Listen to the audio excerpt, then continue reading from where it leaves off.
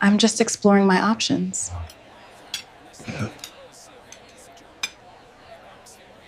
It was just another quiet evening, or so I thought. Dinner was ready. The TV was on in the background, and my wife, Jennifer, sat across from me, scrolling through her phone.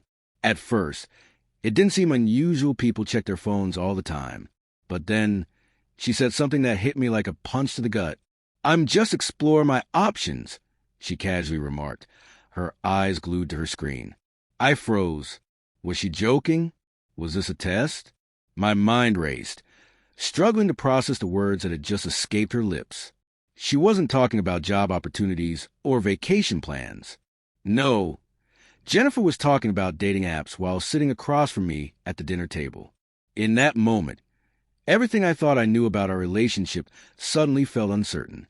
How do you respond when the person you love drops a bombshell like that? The silence after Jennifer's words was deafening. I set my fork down slowly, trying to process what had just happened. My thoughts were spinning. Was she serious? Was she unhappy? Why hadn't I noticed? I took a deep breath and forced myself to speak, my voice steadier than I felt. "What do you mean by exploring options?" I asked, trying to keep my tone calm, even though inside a storm was brewing. She looked up from her phone, meeting my gaze with a mixture of defensiveness and guilt. "I've just been on a couple of apps," she explained. "It's not that serious. I'm not looking for anything. Just exploring, you know?" I didn't know. I didn't know how to respond to that. It felt like she had pulled a rug out from under me. The words hung in the air, and I could feel a wall rising between us. "Exploring," I repeated, my voice barely above a whisper. "Is this something you've been thinking about for a while?" Jennifer sighed and set her phone down, looking at me with a weary expression. "I don't know, I guess. It's just been something I've been curious about. I wasn't trying to hurt you, but I felt kind of stuck lately. You know, just going through the motions." Her words stung, but I didn't interrupt. Instead, I tried to understand, even though the idea of her seeking attention from strangers on dating apps felt like a betrayal. "So this is about something missing in our marriage?" She nodded slowly. "Maybe. I don't know exactly what I'm looking for. But I just wanted to see if there was more out there." I stared at her, struggling to process the raw honesty, even as a hurt inside me deepened. The days following our conversation were filled with a tension I couldn't shake. What had once been a comfortable, routine marriage now felt fragile, like walking on eggshells. Every word we exchanged seemed weighed down with unspoken emotions. The air between us was thick, heavy with the aftermath of Jennifer's confession. There were no easier smiles or casual touches. It was as if we were strangers sharing a house, each trapped in our own thoughts. At dinner the next night, I noticed Jennifer picking at her food, her eyes glued to her phone again. I wondered if she was still scrolling through those dating apps, if the curiosity she confessed was more than just a passing phase. I wanted to confront her again, demand answers, but something held me back. I couldn't quite bring myself to say the words. Was I scared what I might hear, or scared of losing her? That night, I lay awake, staring at the ceiling, replaying our conversation in my mind. I thought about our marriage, how we'd built it brick by brick, over the years. Was I to blame for not noticing the cracks, the small signs that something was off? Jennifer had never been one to communicate her feelings easily, but I'd never imagined it would come to this. I had always believed that we were a team, that no matter what, we would handle things together. But now all I felt was doubt. The next day, I reached out to a few close friends, hoping to get some clarity. I couldn't make sense of it on my own. Their reactions ranged from shock to sympathy, and some even questioned if I should leave her. "You deserve better than this," one friend told me bluntly. It stung, but I knew they were only trying to help. The advice I received felt conflicted. Some said I needed to fight for our marriage, while others insisted I should walk away. The uncertainty was overwhelming. As the days wore on, Jennifer seemed distant, her apology for what happened feeling half-hearted. She'd say she was sorry, but her actions didn't match her words. She'd tell me she loved me, but it didn't feel like enough. Every time I tried to talk about what had happened, she clammed up, or worse, brushed it off as if it were no big deal. I was torn. How could we move forward if she wasn't truly committed to fixing the damage? And was I even ready to forgive her if she didn't? By the fourth day after Jennifer's confession, I could no longer stand the weight of the silence between us. It was as if we were both waiting for the other to make the first move, but no one had the courage to take that step.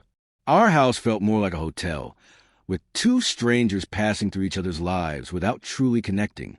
I knew I had to act, not just for the sake of our marriage, but for my own peace of mind. That evening, I took a deep breath and suggested we talk.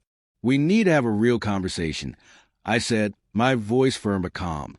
Jennifer looked up from her phone, where she had been absent-mindedly scrolling again. She nodded, though her face was tense. I could see she knew this wasn't going to be an easy conversation. We sat down on the couch, both avoiding eye contact at first. The words I'd rehearsed in my head felt too big to say all at once. But as the seconds ticked by, I realized that avoiding the truth was doing more harm than facing it head-on. Jennifer, I began trying to keep my emotions in check. I don't understand why you felt the need to go on those apps. I don't know what's been missing, but I need to understand. What are we doing here? She looked down, her voice soft. I didn't mean to hurt you. Honestly, I don't know what I was hoping for. It's not that I don't love you, it's just I felt like something was missing in my life, and I didn't know how to fix it. I felt a pang of frustration, but I forced myself to listen. What do you mean? Are we talking about something that's missing in our relationship? Jennifer hesitated, taking a deep breath. Maybe. I've been feeling disconnected for a while now, and I guess I thought maybe exploring other people would fill that void. But it's not what I really want. I've been so confused. I didn't even realize how much it would hurt you. I wanted to scream, to say something hurtful in return, but I knew that wouldn't fix anything. Jennifer, we can fix this, but we have to be honest with each other. If we don't face what's really wrong, we're not going to make it. Her eyes softened, a glimmer of the woman I had married showing through the veil of guilt. She nodded slowly. I don't want to lose you, but I think I need help figuring out what I really want. In that moment, I realized that this wasn't just about betrayal. It was about two people lost in their own way, trying to find a path back to each other. The conversation that night marked a turning point for both of us. It wasn't some grand, dramatic resolution, but rather the beginning of a long, slow process of rebuilding. We decided to seek therapy together, something neither of us had ever considered before. The idea was terrifying, but also oddly comforting. It meant facing the truth, not just about Jennifer's actions, but about the things we had both neglected in our relationship. Over the next few weeks, things between us weren't perfect. Therapy sessions were tough, often leaving both of us exhausted and emotionally drained. We uncovered things about each other that we hadn't acknowledged in years. There were discussions about unmet needs, about communication barriers, and about how easy it had been for both of us to fall into a rut. But despite the rawness of it all, something began to shift. Jennifer worked hard to rebuild my trust. She stopped using the dating apps entirely and started focusing on creating deeper connections between us, even in small ways. I had to learn to trust her again, which wasn't easy. But with every honest conversation, every effort she made to open up, I began to see glimpses of the woman I had fallen in love with. For my part, I realized I had been complacent. I had taken our relationship for granted, assuming that the comfort we had built would last forever without effort. I wasn't blameless in all of this. We both had to grow. Looking back now, I understand that love isn't static. It's not something you can simply set and forget. It requires effort, compromise, and most importantly, honest communication. What Jennifer and I went through wasn't easy, but it taught me that relationships, even the most tested ones, can evolve if both people are willing to fight for them. In the end, Jennifer and I didn't have a magical moment where everything suddenly clicked back into place. There was no fairy tale fix. Instead, we learned that love is a continuous process, something that requires vulnerability, effort, and a willingness to face uncomfortable truths. The journey was messy and painful at times, but it gave us a chance to rediscover what had been missing in our relationship. We came to understand that it wasn't about seeking validation from others or running away from problems. It was about facing the tough conversations head-on and being willing to change together. We both changed since that dinner. Jennifer is more open about her feelings, and I've learned to communicate better not just with her, but with myself. Our relationship isn't perfect, but it's stronger, more honest, and more real than it ever was before. Looking back, I'm grateful for the hard lessons, even though I wish they hadn't come at such a painful cost. But life isn't about avoiding mistakes, it's about learning from them and growing. And as we move forward, I've learned that love, in its truest form, isn't just about the good times. It's about sticking together through the difficult ones. 2.